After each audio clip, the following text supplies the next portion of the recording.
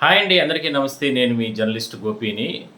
పింఛన్లకు సంబంధించి ఒక పండగ వాతావరణంలో ఇవాళ ఉదయం నుంచి 6 గంటలు 6:30 నుంచే కూడా పెద్ద ఎత్తున పెన్షన్దారులకు అంటే రూ. 4,000 పింఛన్లు కావచ్చు, ఇట్లా దివ్యాంగులకు సంబంధించి రూ. 6,000 పెన్షన్ కావచ్చు, అదేవిధంగానే హెల్త్ పింఛన్లకు సంబంధించి పెద్ద ఎత్తున అంటే లబ్ధిదారులందరూ కూడా తీసుకుంటున్నారు. చాలా సంతృప్తికరంగా వాళ్ళందరూ కూడా వ్యక్తం చేస్తున్నారు. ప్రజాప్రతినిధులు కూడా లోకల్గా ఉన్నటువంటి ఎమ్మెల్యేలు కావచ్చు, లేదంటే దాని తర్వాత ఉన్నటువంటి పార్టీకి సంబంధించినటువంటి నాయకులు వీళ్ళందరూ కూడా ఒక పండగ వాతావరణంలో అందరికీ కూడా ఈ పింఛన్లు అనేది పంపిణీ చేస్తూ ఉన్నారు.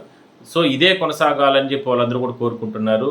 ఎందుకంటే గత కొద్ది రోజుల నుంచి కూడా పెద్ద ఎత్తున రకరకాల అపోహలు, వివాదాలు, రకరకాల సమస్యలు వచ్చిన నేపథ్యంలో అంటే పింఛన్లు తొలగించేస్తున్నారని, పింఛన్లు వీళ్ళకు స్టాప్ చేస్తున్నారు, పింఛన్లు వీళ్ళకు హోల్డ్ చేస్తున్నారని రకరకాలుగా ప్రచారం జరిగిన తరుణంలో వాటన్నిటికీ కూడా ఫుల్ స్టాప్ పెడుతూ కూడా ప్రభుత్వం తీసుకున్న నిర్ణయం అంటే అందరికీ కూడా గతంలో అంటే అపీల్ చేసుకొని వాళ్ళకి కూడా అందరికీ కూడా పింఛన్లు ఇచ్చేయండి అంటూ కూడా ఆదేశాలు ఇవ్వడంతో అందరూ కూడా ప్రశాంతంగా ఎటువంటి డిస్టర్బెన్స్ లేకుండా ప్రశాంతంగా పింఛన్లు అనేది తీసుకుంటున్నారు.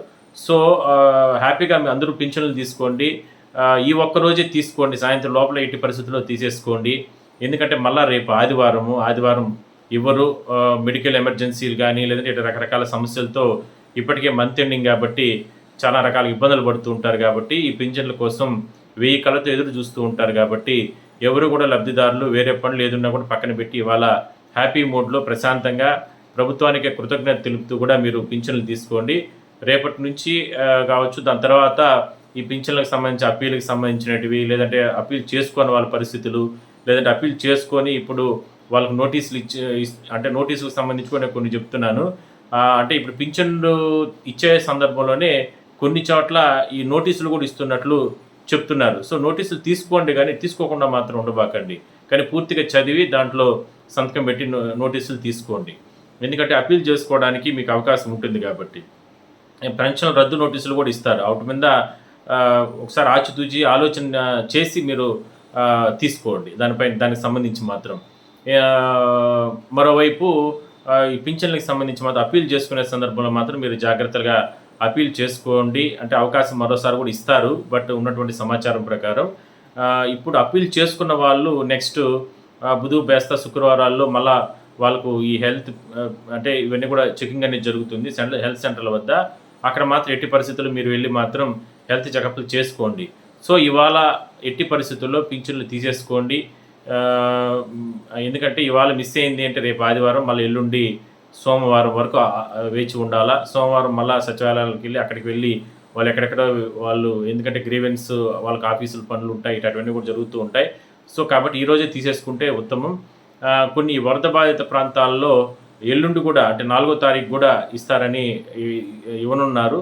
సో ఎందుకంటే వాళ్ళు అక్కడ ఇబ్బందులు పడుతున్నటువంటి దృష్ట్యా అలాంటి వాళ్ళు కూడా ఎట్టి పరిస్థితుల్లో కూడా మీరు పింఛన్లు అనేది మాత్రం ఇచ్చిన సమయానికి మీ పనులు ఎన్ని ఉన్నా కూడా పక్కన పెట్టి పోయి తీసేసుకోండి. దాని తర్వాత మిగిలిన విషయాలన్నింటినీ కూడా మనం డిస్కస్ చేద్దాం. సో అందరూ హ్యాపీగా ఇవాళ ఉదయం నుంచి కూడా చాలా ప్రాంతాల్లో నాకు కూడా కొంతమంది కామెంట్స్ పెట్టారు. సార్ చాలా హ్యాపీగా ఉంది, వెంటనే ప్రభుత్వం స్పందించి ఈ రకంగా మాకు పింఛన్లన్నీ కూడా ఇస్తున్నారు. లాస్ట్ టైం అక్టోబర్లో ఇచ్చిన పింఛన్లు సేమ్ అదేవిధంగానే మాకు ఇప్పుడు మళ్ళీ ఇస్తున్నారు. ఇది ఇట్లే కొనసాగాలని కోరుకుంటున్నాం అంటున్నారు. బట్ అలానే కొనసాగుతుంది మీరందరూ సహకరిస్తే.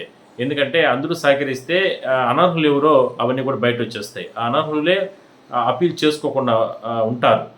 ఇప్పుడు ప్రభుత్వం చెప్పేది కూడా ఏంటంటే అప్పీల్ చేసుకోకుండా అంటే మీరు కొంతమంది ఏం చెప్తున్నారు, మేము అప్పీల్ చేసుకుంటాము, మేము చేసుకున్నాం, బట్ అక్కడ సచివాలయాల సిబ్బంది ఎంపీడీఓ ఆఫీసులు కాడ వాళ్ళకి మేము ఇస్తే వాళ్ళు అప్లోడ్ చేయలేదు, అది వాళ్ళ తప్పు, మేము ఆల్రెడీ డాక్యుమెంట్స్ అన్ని ఇచ్చేసామని వాళ్ళు చెప్తున్నారు. దీనిపైన కూడా ఎంక్వైరీ నడుస్తుంది. సో మన గతంలో కూడా ఈ మధ్య చిత్తూరు కలెక్టర్ గారు కూడా స్పందించడం జరిగింది. అప్పీల్ చేసుకున్న వాళ్ళకి ఎవరైనా దివ్యాంగులు ఉంటే వాళ్ళందరూ కూడా ఒకేసారి వస్తే వాళ్ళకందరికీ కూడా ఏదైనా ఏర్పాటు చేద్దామని. సో అందరు కలెక్టర్లు కూడా పెద్ద మనసుతో వాళ్ళకి ఆ రకంగా సహాయ సహకారాలు అందించండి. చూద్దాం నెక్స్ట్ రేపు ఎల్లుండి 2-3 రోజులు పింఛన్లు తీసుకోండి. బట్ నెక్స్ట్ దాని తర్వాత రోజు ఏం అప్డేట్ ఉంటుంది, ఏం జరుగుతుంది అనే దానిపైన మనం డిస్కస్ చేద్దాం. సో అందరికీ ఆల్ ద బెస్ట్ అండి. ఎట్టి పరిస్థితుల్లో పింఛన్లు మాత్రం ఇవాళ సాయంత్రం లోపల తీసేసుకోండి. దాని తర్వాత మళ్ళీ రేపటి నుంచి మళ్ళీ మిగిలిన అప్డేట్ మనం కొనసాగిద్దాం.